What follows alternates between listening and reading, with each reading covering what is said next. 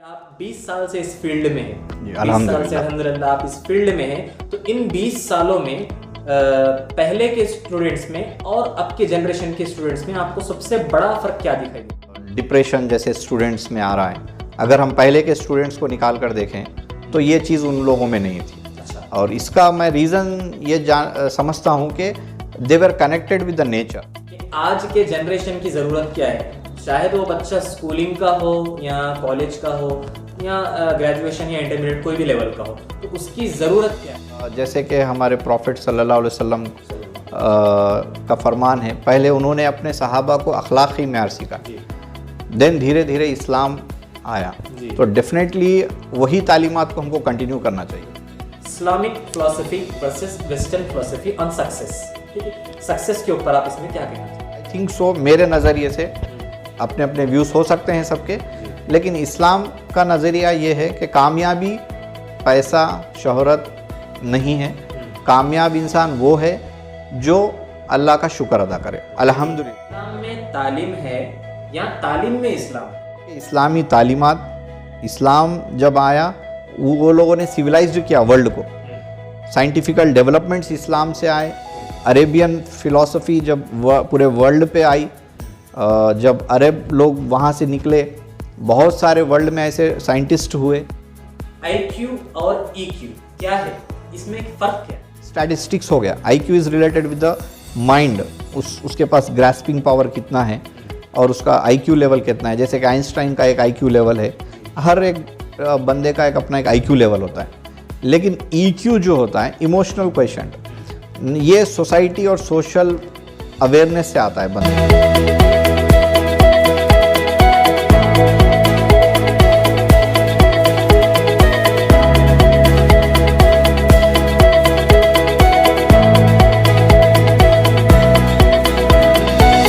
अस्सलामु अलैकुम वरहमतुल्लाहि वबरकातुहू। दोस्तों, आज हम जिनका इंटरव्यू ले रहे हैं जनाब फैसल बिन वहाब साहब, जो कि एक एडुकेटर है, मोटिवेशनल स्पीकर है, साथ ही साथ अल फुरकान हाई स्कूल के चेयरमैन भी है। अस्सलामु अलैकुम वरहमतुल्लाह साहब। जी वालेकुम अस्सलाम, बहुत बहुत खुशी हुई कि आप यहाँ पर आए, जज़ाकल्लाह। जी जज़ाकल्लाह खैर। सर, आज का हमारा इंटरव्यू लेने का मकसद ये है, जैसे कि आपसे बात भी हुई थी, कि कुछ सवाल है जो पेरेंट्स के भी है, कुछ सवाल है जो स्टूडेंट्स के भी है, और कुछ सवाल है जो टीचर्स के भी है, ठीक है। तो कुछ सवाल मैं आपसे करूंगा और उन सवालों का मैं जवाब जानना चाहूँगा, ताकि हमारे ऑडियंस को भी और आपके स्टूडेंट्स और आपके टीचर्स जो आपके साथ वर्क करते हैं, जो जिन्होंने आपके साथ वर्क किया है। जैसे कि मैं अगर आपको पहला सवाल यहाँ पर शुरुआत कर दूं कि आप 20 साल से इस फील्ड में हैं, 20 साल से अल्हम्दुलिल्लाह आप इस फील्ड में हैं, तो इन 20 सालों में पहले के स्टूडेंट्स में और अब के जनरेशन के स्टूडेंट्स में आपको सबसे बड़ा फ़र्क क्या दिखाई देता है? माशाल्लाह, बहुत अच्छा सवाल आपने किया, पहला सवाल। सो आई थिंक जो सबसे बड़ा जो मेन आज इशू है, डिप्रेशन जैसे स्टूडेंट्स में आ रहा है, अगर हम पहले के स्टूडेंट्स को निकाल कर देखें तो ये चीज़ उन लोगों में नहीं थी। अच्छा। और इसका मैं रीज़न ये समझता हूँ कि they were connected with the nature, वो लोग नेचर से जुड़े हुए थे लोग जी। और आजकल जो चल रहा है वो आर्टिफिशियल वर्ल्ड चल रहा है और artificially the people are connected. तो ये चीज़ मुझे थोड़ी सी तकलीफ़देह है। अच्छा। और मैं समझता हूँ जैसे पेरेंट्स भी इस चीज़ को समझते हैं और बच्चे भी समझते हैं, तो हमको थोड़ा सा इस चीज़ के ऊपर ध्यान रखना है कि मेंटली हमको स्ट्रांग होना है और उसके लिए फिजिकली नेचर से कनेक्ट होना बहुत ज़रूरी, ये डिफरेंस मुझे लगा। अच्छा, इसका मतलब जैसे कि अभी कुछ पेरेंट्स ये भी हैं जो अपने स्टूडेंट्स को, अपने चिल्ड्रंस को सारा दिन फ़ोन देकर रखते हैं, या कुछ ऐसे हैं जो देते ही नहीं हैं, तो इसमें क्या बेटर है? मैं जहाँ तक समझता हूँ कि अगर इसको बेनिफिट के लिए यूज़ करना है तो आप फ़ोन दे सकते हैं, बट फ़ोन के जगह पर आप टैब दे सकते हैं। जो पेरेंट्स अगर if they can afford it, afford कर सकते हैं, तो वो लोग अपने स्टूडेंट्स को, अपने बच्चों को generally they can provide the tabs दे सकते हैं, या तो आप लैपटॉप्स दे सकते हैं। तो ये स्क्रीन टाइम इससे कहीं ना कहीं सेलफोन जितना थोड़ा सा डेंजर है compare to the laptops and all, better it is मेरे नज़रिए से। नेचर के साथ साथ यहाँ पर हमें ई लर्निंग से भी जुड़ना बहुत, हाँ, ई लर्निंग क्योंकि वक्त की ज़रूरत है। आजकल बहुत सारे ऐसे प्लेटफॉर्म्स है जहाँ पे नॉलेज भी हासिल हो रहा है आपको, तो डेफिनेटली उसको यूज़ करना है, लेकिन हमको नुकसानदेह उसके लिए हमको नहीं बनाना है उसको। तो मेरा अगला सवाल ये है सर कि आज के जनरेशन की ज़रूरत क्या है, शायद वो बच्चा स्कूलिंग का हो या कॉलेज का हो या ग्रेजुएशन या इंटरमीडिएट कोई भी लेवल का हो, तो उसकी ज़रूरत क्या है आज के प्रेजेंट जनरेशन के रिक्वायरमेंट्स आप वो पूछना चाहते हैं। आई थिंक प्रेजेंट जनरेशन में कैरेक्टर रिक्वायरमेंट है। अच्छा। अब यहाँ पर जैसे कि हमारे प्रॉफिट सल्लल्लाहु अलैहि वसल्लम का फरमान है, पहले उन्होंने अपने सहाबा को अखलाकी मेयार सिखाया, देन धीरे धीरे इस्लाम आया, तो डेफिनेटली वही तालीमात को हमको कंटिन्यू करना चाहिए। हर दौर में अखलाक ज़रूरी है, चाहे आप किसी भी जनरेशन में जाएं, आज आए या फिर आप 25 साल या 50 साल के बाद, हर बच्चे को पहले कैरेक्टर पे फोकस करना चाहिए। अब ये 3 C's ऑफ एजुकेशन फिलॉसफी है। 3 C's ऑफ एजुकेशन, पहला है कैरेक्टर एंड सेकंड है confidence. I think character gives confidence, then confidence gives creativity.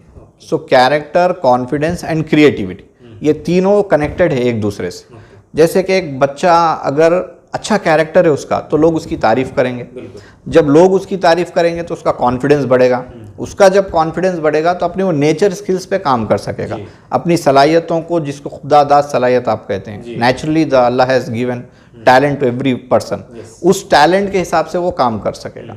तो मेरे नज़र में 3 C's के ऊपर डेफिनेटली आज के जनरेशन या आने वाले जनरेशंस में भी ये रिक्वायरमेंट है। जी, मतलब 3 C's पॉलिसी पे अगर हम सही से वर्क करेंगे, पेरेंट्स भी अगर सही से वर्क करेंगे तो इसका बेनिफिट ज़रूर होगा। कैरेक्टर के ऊपर बहुत सारी चीज़ें डिपेंड होती हैं, जैसे आपने बताया था कि हमारे नबी करीम सल्लल्लाहु अलैहि वसल्लम ने भी सहाबा को यही चीज़ सबसे पहले दी है। बहुत ही अच्छा आपका जवाब रहा सर, अल्हम्दुलिल्लाह। इससे मैं भी और सारे व्यूवर्स भी सेटिस्फाइड रहेंगे। मेरा तीसरा सवाल ये है, Islamic philosophy versus western philosophy on success. ठीक है, सक्सेस के ऊपर आप इसमें क्या कहना चाहेंगे? Islamic philosophy and western philosophy. Western philosophy totally depended on value of the person, मतलब कि कितना वो बंदे ने कमाया। अगर हम वेस्टर्न फिलॉसफी की बात करें, इट इज़ उनकी जो सक्सेस का जो मेयार है, नापने का जो मेयार होता है, उनका जो मेजरमेंट स्किल्स है, they will see the money, के उसके फॉलोवर्स कितने हैं, उसने पैसा कितना कमाया, बैंक बैलेंस कितना है, ये सारे चीज़ों को वो काउंट करते हैं।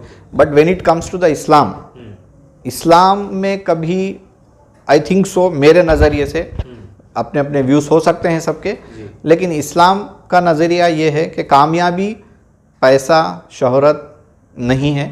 कामयाब इंसान वो है जो अल्लाह का शुक्र अदा करे, अल्हम्दुलिल्लाह, जो अल्हम्दुलिल्लाह और सब्र करे। अल्हम्दुलिल्लाह और सब्र, मतलब शुक्र और सब्र। जो बंदा शुक्र और सब्र अपने लाइफ में इख्तियार कर ले, तो वो बहुत बड़ी अल्लाह के तरफ से गिफ्ट है। ये अल्लाह के तरफ से बहुत बड़ी उस बंदे के लिए नियामत है। तो ये अल्लाह ने हमको कहा कि मेरा शुक्र अदा करें, और अल्लाह की तरफ से अगर हमको ये तौफीक मिल रही है शुक्र अदा करने की, तो मैं समझता हूँ कि जब शुक्र आप कर लेंगे, डेफिनेटली फिर आप आगे की जो ज़िंदगी है, लामहदूद ज़िंदगी, उसमें भी आपको अल्लाह कामयाब भी देगा। तो असल सक्सेस तो मोमिन के लिए मेरे नज़रिए में ये है कि शुक्र, सब्र और ईमान। और बट वेस्टर्न फिलॉसफी जो है वो आगे की लाइफ के बारे में बात नहीं करती। वेस्टर्न फिलॉसफी आपको लिमिटेड है, इस वर्ल्ड के बारे में बात करते हैं, लग्जरीज ऑफ दिस वर्ल्ड, इस वक्त इस वर्ल्ड की लग्जरीज और इस वक्त इस वर्ल्ड की कामयाबी, इस बुनियाद के ऊपर वो सक्सेस को मेजर करते हैं। लेकिन रिच को ही वो सक्सेसफुल मानते हैं, लेकिन पुअर को एज ए सक्सेसफुल नहीं मानेंगे वो, क्योंकि बहुत सारे इसके ऊपर बुक्स है, जैसे रिच डैड पुअर डैड। तो एक आदमी जो अमीर है उसी को सक्सेसफुल बताया गया, लेकिन जो आदमी गरीब है या मिडिल क्लास है उसको हम सक्सेसफुल नहीं मानते। लेकिन इस्लाम में ऐसी कोई फिलॉसफी नहीं है। आप किसी भी राइटर्स को देखें या किसी के भी बुक्स पढ़े या अल्लाह वालों के कौल सुने। बहुत ही सही चीज़ फरमाई कि इस्लामी तालीम के हिसाब से भी जैसे हमें पता चलता है कि दुनिया और आखिरत दोनों जगह जिसकी कामयाबी है वही शख्स कामयाब है। बेशक। इसी से रिलेटेड मैं एक और सवाल करता हूँ, इस्लाम में तालीम है या तालीम में इस्लाम है? बहुत बेहतरीन सवाल माशाल्लाह आपका। इस्लाम में तालीम है या तालीम में इस्लाम है? डेफिनेटली इस्लाम एक बड़ा दायरा है, और इस्लाम तालीम की हमेशा हर वक्त इस्लाम ने हमेशा तालीम के ही बारे में कहा है। सो तालीम और इस्लाम दोनों आपस में कनेक्टेड है, बोथ आर इंटरलिंक्ड। आप तालीम को इस्लाम से अलग नहीं कर सकते, दोनों डिपेंडेंट है। क्योंकि इस्लामी तालीमात, इस्लाम जब आया वो लोगों ने सिविलाइज्ड किया वर्ल्ड को, साइंटिफिकल डेवलपमेंट्स इस्लाम से आए, अरेबियन फिलॉसफी जब पूरे वर्ल्ड पे आई, जब अरब लोग वहाँ से निकले, बहुत सारे वर्ल्ड में ऐसे साइंटिस्ट हुए, बहुत सारे डेवलपमेंट्स आए। There was a dark age, पहले इस्लाम से पहले डार्क एज था, मतलब there was no developments in the world.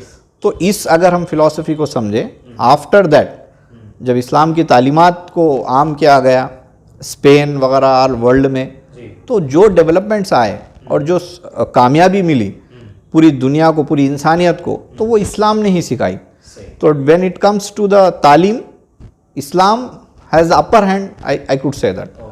बिल्कुल आपने बहुत ही सही फरमाया कि अगर तालीम को भी अहमियत कहीं से मिली है तो वो इस्लाम से ही। बेशक बेशक, बिल्कुल। और इस्लाम तालीम पर बहुत ज़्यादा फोकस करता है, 100%। एजुकेशन बहुत ज़्यादा ज़रूरी है।